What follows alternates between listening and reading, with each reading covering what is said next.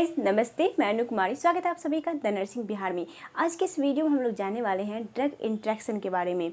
जैसा कि हम सभी जो है नॉर्मली अपने घर में कुछ दवाइयाँ रखते हैं, जैसे कि अगर हमें पेट दर्द होता है या फिर बॉडी दर्द होता है या फिर किसी प्रकार का दर्द होता है तो हम दर्द की दवाइयाँ ले लेते हैं, या फिर अगर फीवर होता है थोड़ा सा भी तो हम लोग फीवर की दवाइयाँ लेते हैं, या फिर सर्दी जुकाम खांसी होता है तो हम इन सब चीज़ों की नॉर्मली चीज़ों की दवाइयाँ जो हम अपने घरों में रखते हैं यूज़ करने के लिए, कि ताकि इमरजेंसी पर हम उसे यूज़ कर सकें। काफ़ी हद तक यह सही भी है, लेकिन क्या आप जानते हैं आपको कौन सी दवाई लेने के बाद कौन सी दवाई नहीं खानी चाहिए, और फिर आप ऐसा क्या खाए हैं या फिर ऐसा आप क्या खा रहे हैं उसके साथ में आपको कौन सी दवाइयाँ नहीं खानी चाहिए, साथ ही कौन सी दवाइयों का क्या रिएक्शन होता है। अगर आप नहीं जानते हैं, आपके मन में भी ये सारा सवाल है, तो आप इस वीडियो में लास्ट तक बने रहिए। नॉर्मली हम लोग ये मेडिसिन तो अपने घर में रख लेते हैं, लेकिन हमें ये नहीं पता होता है कि इनका साइड इफ़ेक्ट क्या है, जिसकी वजह से जो है हमें बहुत ज़्यादा कठिनाइयों का सामना करना पड़ सकता है, या फिर आपने ऐसे हज़ारों केसेस देखे होंगे इस मेडिसिन साइड इफ़ेक्ट्स के।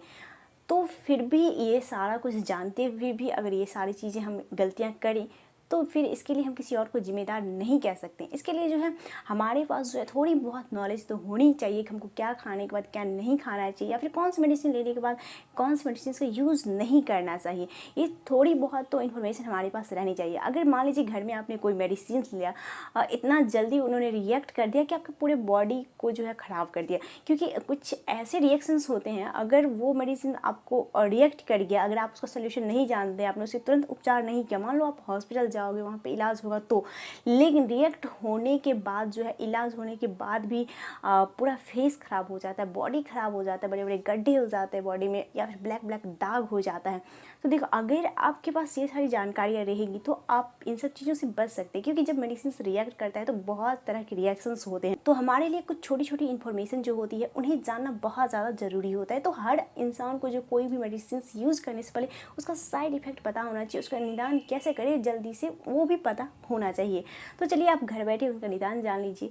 तो चलिए सबसे पहले हम लोग जानते हैं, अगर आप किसी भी चीज़ का मरीज़ हैं, अगर आप पहले से कोई दवाई यूज कर रहे हैं तो आपको तो पता नहीं है कि आप जो डॉक्टर्स आपको मेडिसिन दिए, दवाई दी, वो किस चीज़ की है, आपको कौन सी बीमारी है ये पता है आपको, लेकिन उस बीमारी में जो डॉक्टर्स आपको टैबलेट दे रहे हैं, यूज़ कर रहे हैं, वो आपको नहीं पता है कि कौन सी टैबलेट है जो आप ले रहे हैं। ठीक है, आप बहुत दिन से मान लीजिए बीमार है, कोई बीमारी है आपको, आप मेडिसिन जो है रेगुलर ले रहे हैं, लेकिन हाँ कुछ छोटे मोटे ऐसे सिम्टम्स आ गए जिसके लिए आपने अलग से कोई टैबलेट ले लिया। ठीक है, तो अब आपको ये नहीं पता कि दोनों टैबलेट अगर मिलेंगे तो क्या रिएक्शन होगा, क्या होगा, क्या इंटरेक्शन होगा, ये सब तो आपको पता ही नहीं है कुछ भी।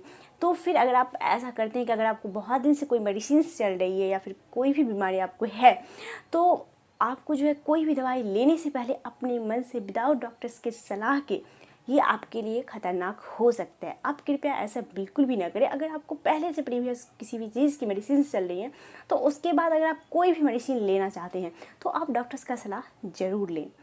तो चलिए अब हम बात करते हैं कि कौन सी दवा लेने के बाद कौन सी दवा नहीं लेनी चाहिए। जैसे कि आप लगभग सभी लोग जानते होंगे कि जो खून को पतला करने वाली दवाइयाँ होती हैं, ठीक है, उनके साथ जो है फंगल इन्फेक्शन वाली दवाइयाँ नहीं लेनी चाहिए। अब फंगल इन्फेक्शन वाली दवाइयों का मतलब हमारा ये है कि जैसे कि आपने टीवी के ऐड में, जो आपने रिंगार्ड के प्रचार में जो आपने देखा होगा, उसे ही कहते हैं हम लोग फंगल इन्फेक्शन। अब इससे तो आप समझ ही गए होंगे।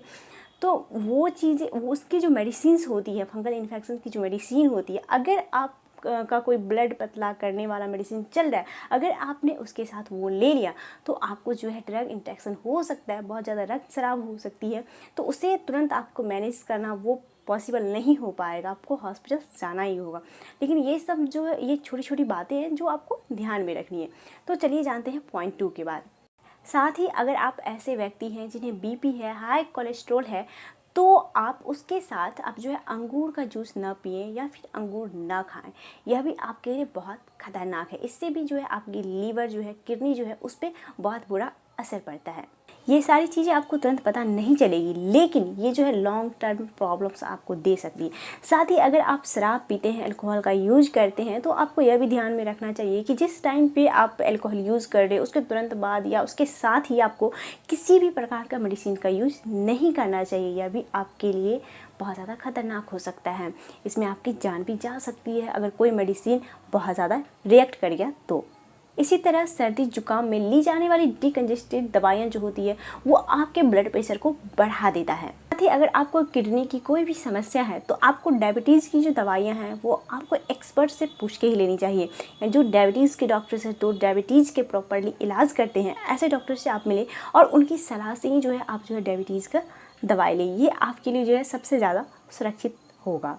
अगले वीडियो में हम लोग जानेंगे एंटीबायोटिक के साइड इफ़ेक्ट्स के बारे में कि एंटीबायोटिक अगर हम लेते हैं तो उससे क्या होता है, या फिर एंटीबायोटिक खाने के बाद हमें क्या नहीं खाना चाहिए, या फिर एंटीबायोटिक आपने तुरंत खाया है तो तुरंत बाद आप क्या नहीं खा सकते हैं। साथ ही जो है जो दर्द की गोलियां आप लेते हैं, एनाल्जेसिक टैबलेट आप यूज़ करते हैं किसी भी प्रकार के दर्द में, उसके खाने के बाद आपको क्या नहीं खाना चाहिए या फिर उसके क्या क्या साइड इफ़ेक्ट्स होते हैं, नेक्स्ट वीडियो में हम लोग जानेंगे। तो अगर आप हमारे चैनल पे नए हैं तो आप नीचे दिए गए रेड बटन को दबा करके हमारे चैनल को सब्सक्राइब कर लीजिए, साथ ही बेल आइकन भी दबा दीजिए ताकि जो इसी तरह की इन्फॉर्मेटिव वीडियो आए तो वो आप तक पहुंच सके। इसी के साथ हमारी यह जानकारी आपको कैसी लगी कमेंट सेक्शन में कमेंट्स करके ज़रूर बताएं। अब विदा लेते हैं इस वीडियो से और मिलते हैं दूसरी वीडियो में दूसरे टॉपिक के साथ। तब तक आप अपना ख्याल रखें और स्वस्थ रहें। स्वस्थ भारत समृद्ध भारत, एक कदम स्वास्थ्य की ओर।